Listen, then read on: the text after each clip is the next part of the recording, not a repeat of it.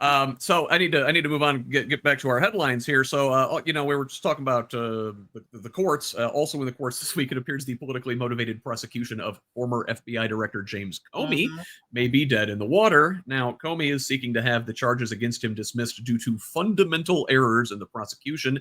His team alleges misconduct by interim U.S. Attorney Lindsay Halligan, who allegedly did not obtain a valid grand jury indictment and instead filed falsified paperwork in this case. Staying in D.C., thousands of protesters gathered in Washington Saturday under the banner Remove the Regime to demand the impeachment and removal of Donald Trump, decrying the deployment of National Guard troops in the Capitol as an abuse of presidential power and vowing to lobby Congress directly for action. The event kicked off with rallies at Union Station and built to a main march at the Lincoln Memorial featuring live music and speakers. And was organized by the Removal Coalition, along with dozens of allied activist groups. While the atmosphere blended protest and political mobilization, the organizers made clear this wasn't a celebration, but an explicit push for action to change the trajectory of U.S. democracy, rather than just expressing dissent. Moving on to international news, the UN Security Council gave its approval to the Trump administration's 20-point plan for peace in Gaza.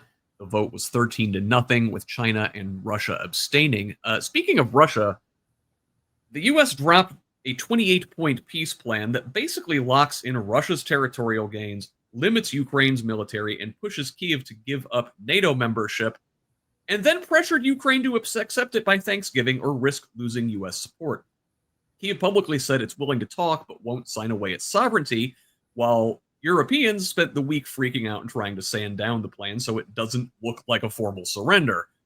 Russia, meanwhile, praised the direction of the proposal, obviously, and kept bombing Ukrainian cities to improve its leverage.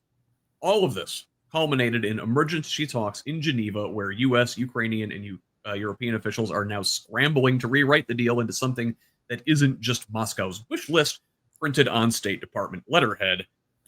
In the middle of all this, Marco Rubio, now Trump's Secretary of State, aggressively defended the plan, framing concessions as pragmatic realism and insisting the U.S. has to force peace whether Ukraine likes it or not, which only intensified the bipartisan backlash. And our final headline this week, the UN COP30 summit in Brazil ended with a compromise deal that boosts climate finance, most notably tripling adaptation funding by 2035, and launches a wave of 117 concrete plans to accelerate solutions under the new action agenda, but it glaringly omitted any binding roadmap still to eliminate fossil fuels, drawing sharp criticism from vulnerable nations and activists. Major protests also emerged at the event, led by indigenous groups demanding climate justice and an end to deforestation, even as a fire at the venue briefly evacuated the talks and unsettled proceedings. So, in short, there on COP30, ambitious on finance, big programs proposed, but little progress on the fossil fuel ban that many believe is essential to stemming the climate crisis. Before we turn to our big stories this week, I'm going to give you a chance to weigh in on those last few headlines, and I'm going to start with Jennifer. I pass. I'm letting I made that mistake last time. We're going to go with Simon first. All right. I'm just going to comment. Though. All right, which ones?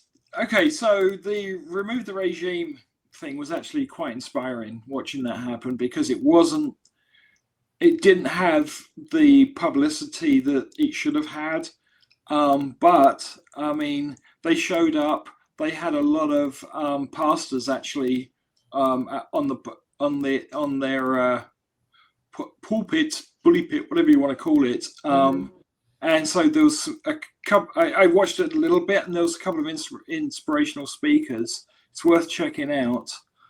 The Comey thing is just, it's a joke. You put forward an indictment without the grand jury. And the reason they didn't go to the grand jury with that last indictment, they just made it up, is because the first indictment they tried was thrown out by the grand jury. They said, this is all bullshit. Where else? It would be it would be comical, right? We should be able to just laugh at this and call these people clowns, but I mean, this is like dead serious stuff. Yeah, I just wanted to comment on the Russia thing. So basically, the plan that the US dropped on Ukraine Russia, it's essentially what Putin wrote, almost word for word, what their points are.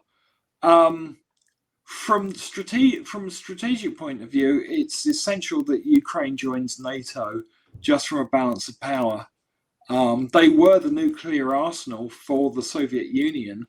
But if you go back even further historically, the Ukraine is the cultural identity of Russia, and it's from hundreds of years ago. That's where its cultural identity comes from. That's why Putin, Rus, yes, that's why Putin is desperate to claw it back. But it was when the Soviet Union broke up, they gave up their nukes for protection by Russia and the West. And, Putin's obviously broken that treaty. And you saw, Simon, right? You saw bipartisan pushback on this plan this week from, your national security establishment types across the political spectrum. So